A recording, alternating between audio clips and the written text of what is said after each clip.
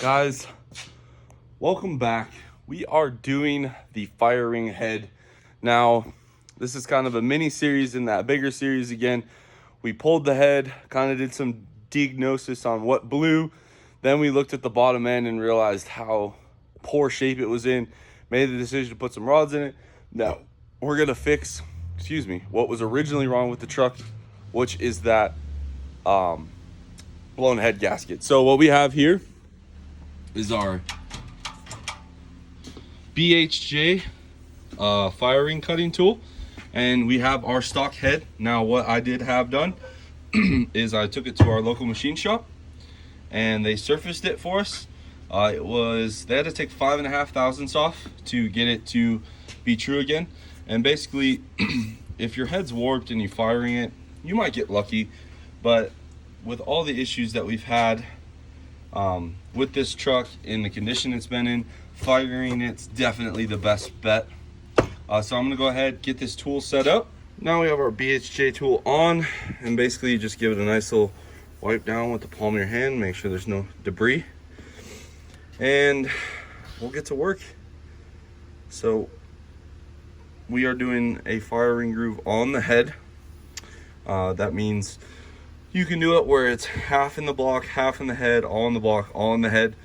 Because of the truck having the engine still inside of it, we're just gonna go ahead and put it all in the head. It should hold plenty of power for what we're trying to do.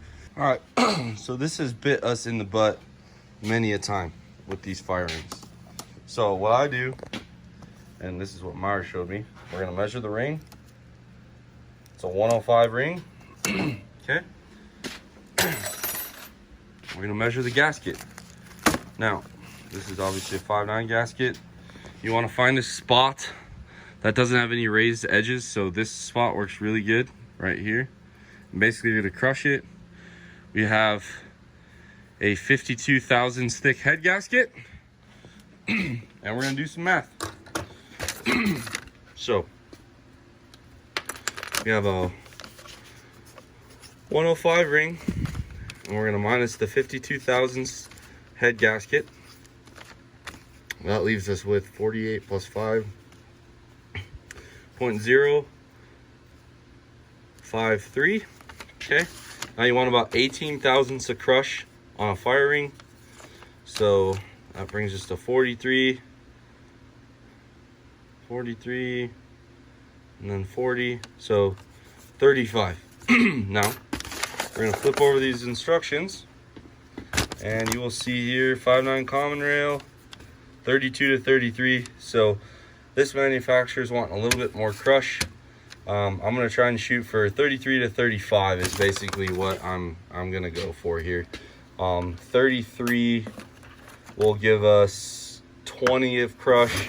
We've had some issues with Todd's in the past where it kept leaking. So we're gonna go ahead and get this set up and start cutting. Now, if you own a BHJ tool, this isn't for you. If you decide to buy one, they're kind of spendy.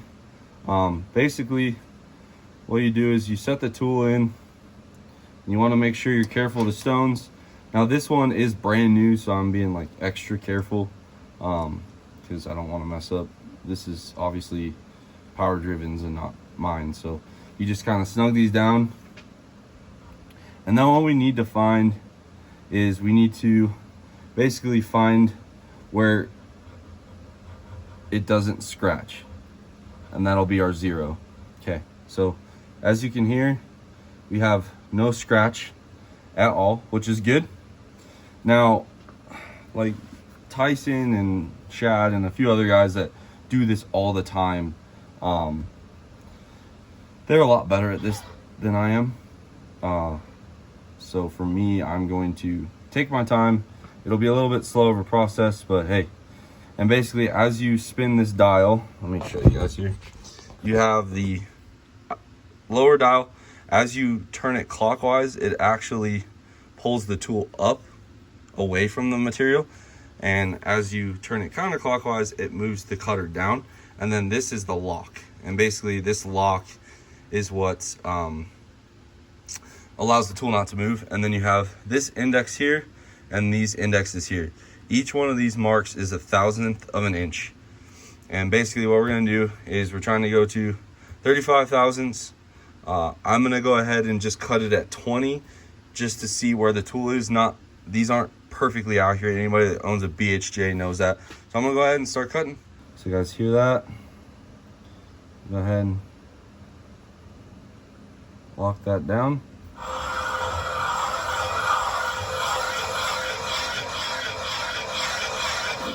Okay.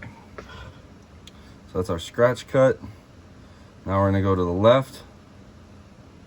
1, 2, 3, 4, 5, 6, 7, 8, 9, 10, 11, 12, 13, 14. We'll start at 15 just to make sure we're... And then you want to apply even pressure.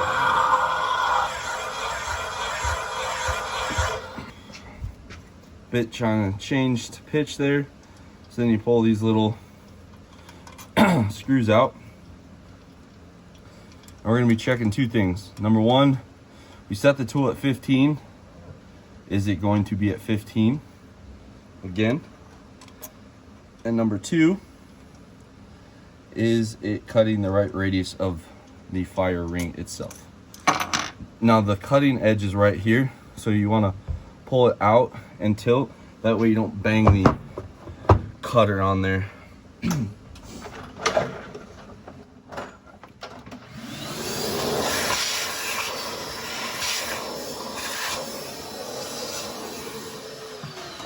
And you vacuum out the tool. That way you don't have to worry about debris getting on your measuring device here. And then basically what you're gonna do, get it zeroed on the deck like so.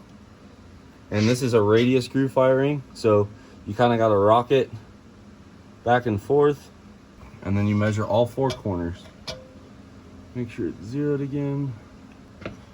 So remember how I said tool isn't the most accurate? We set it to 15 thousandths and we actually ended up at 25, or sorry, not 25, 18, 19. So what I'm gonna do, put the tool back in.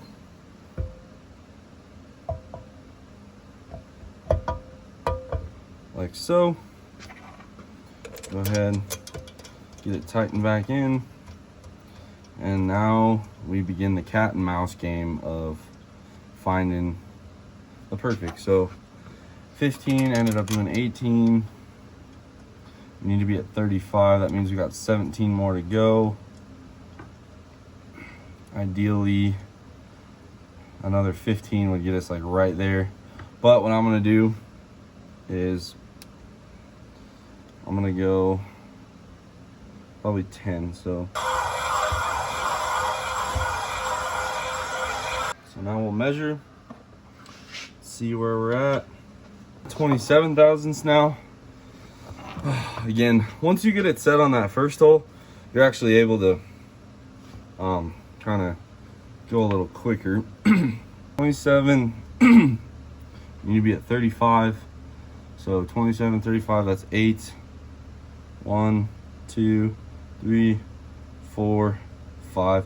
We'll try 5. Again, guys, I really don't want to screw up this head, so I'm kind of taking my time. Sure, our tool's zeroed. 32 there, 32 there. So again, we were trying to shoot for that 34 to 35 range, so it looks like I'm gonna have to take about 2 more thousandths off and this hole will be done. Nice. All right, so now I'm gonna go ahead, knock out the rest of this head, and I'll show you guys the finished result. Okay, we got our head firing, got our good depth. Now we're gonna go ahead and stick it in the parts cleaner one more time. That way we know it's going together nice and clean. So head is out of the parts washer. We have our rings here. The other rings were a little bigger. These are actually Hazley rings, so went ahead and put those. And basically what I do is I put 4 dabs of super glue in each corner to hold the ring in the head. This cheap Harbor Freight one-use tube stuff seems to do the job just fine. So we'll go ahead and get the firings installed. on this head and get it ready for installation. Once the super glue sets, you could set the head down. We're gonna go ahead, put the brackets on for the alternator lifting eye, put the manifold back on, put this lifting eye on, and probably put the plenum plate on as well, so we can stab this thing in without having to deal with the stage 8s out of frame. We got our fresh gasket laid down, put our hot pipe back in, and we're just kind of cruising along. So we have the head about to go on the block. I would recommend 2 people, and yes, we took the injectors out and I didn't put them back in. So we'll put them back in once the truck or the head is back on. So we'll have Meyer help us. Basically, one person kind of guides the head and one person works the crane. Works the best, especially with a 3rd gen, 2nd gen, actually any Dodge other than a 1st gen where you can't just drop it down. Yep. So we're gonna go ahead and get this done.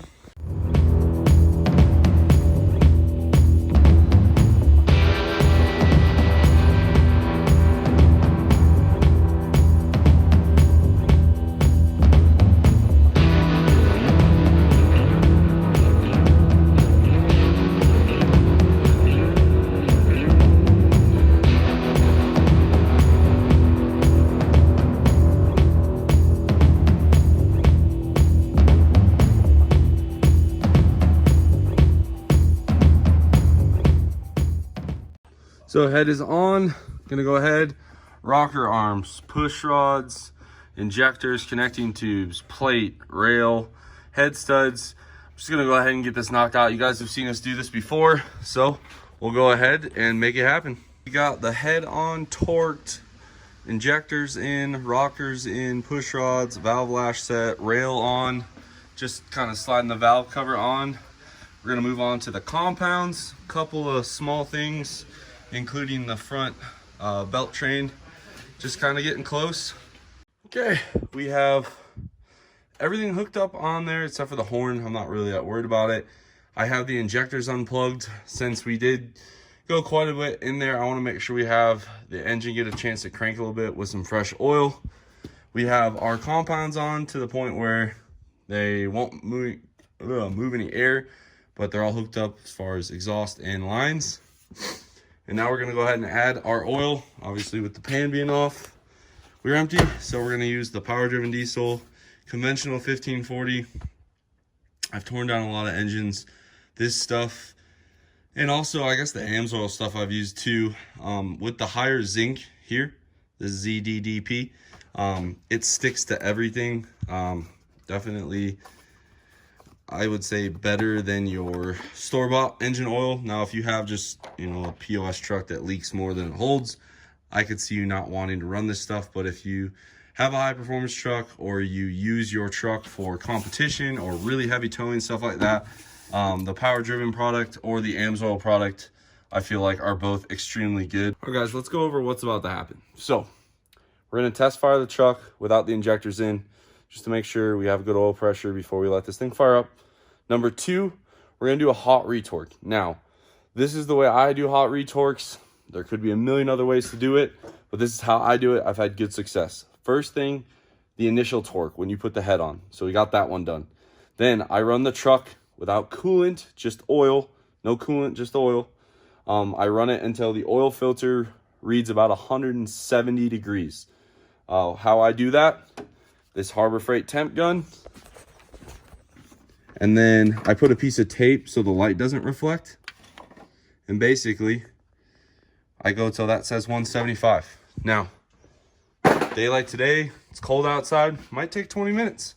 I try not to rev it too hard because the water pump pulley is hooked up without any coolant, but on a common rail with one battery, you got to kind of run the alternator or else the truck won't run right. So once that's done, I bring it back in the shop as fast as I can. From there, what I do, I rip it apart real quick on a common rail valve cover. I take the rocker box off just to make my life easier. And then the intake valves or intake rocker arms off. And you could do intake rocker arms, then rocker box. Like I said, the rocker box makes it easier for me. Then I take the intake rockers off, and then I go ahead and torque them all again. Now we're using a kind of a hybrid kit. We have an off-brand head gasket with Hazley firings and our 625 ARPs. So what we will do, we'll go ahead and do that. Torque them down, and then you got to check lash again. Now, when I lashed this thing stone cold, when I put it together the first time, I did 22 and 12. Generally, 22 and 12 will put you right at 10 and 20 after the fire ring has crushed on that first retorque. We'll see. We might be close, might be a little far off, who knows. And then once all that's done, we'll put the truck completely back together, hook up all the cooling system, basically get it street worthy, and then we're going to do some more heat cycles. I'm not sure if I'm going to do it in the street or just put it on the dyno, but then that will be our third retorque and we're ready to go. All right, guys. We're going to crank it for oil pressure. Now, it's not probably going to register. I'm just going to do 2 quick cranks, make sure she's not bone dry. Ready, Mar?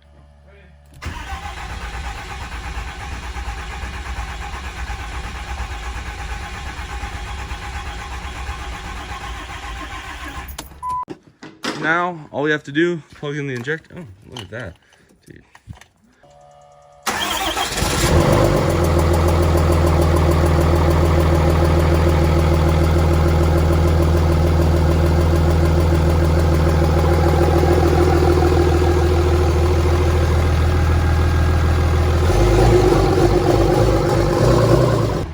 Okay, so now that we know the truck runs, basically we're gonna get it ready to move it outside so we don't kill ourselves with all the smoke and do our hot retorque outside.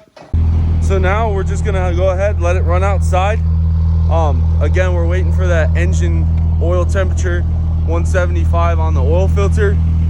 Since there's no cam or nothing really to break in, I'm just gonna go ahead and fluctuate the RPM a little bit. And then I'll show you guys how we take the temperature.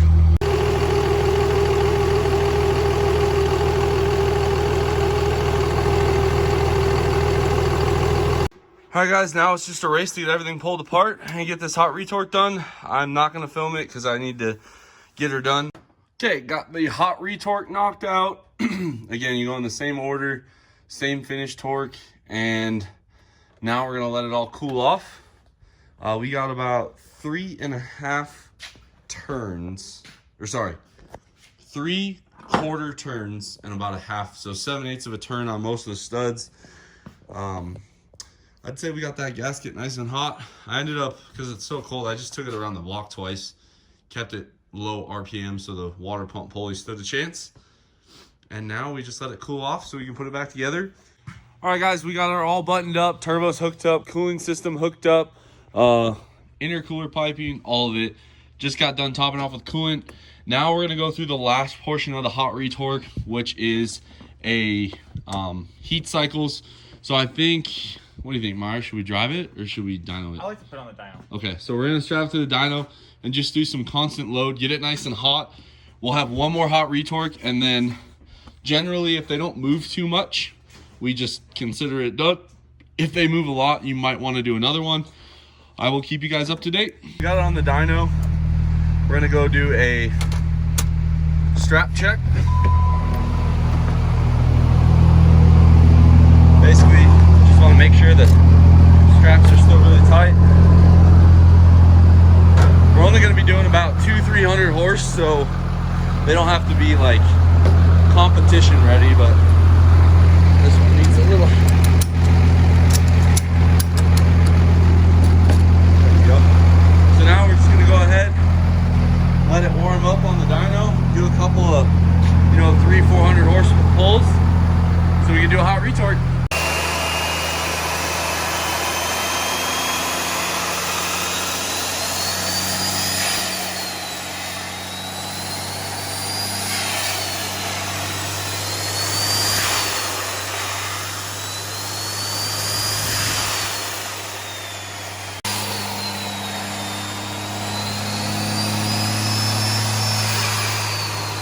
Okay, so after you do a couple heat cycles, we pulled it back apart, did another hot retorque.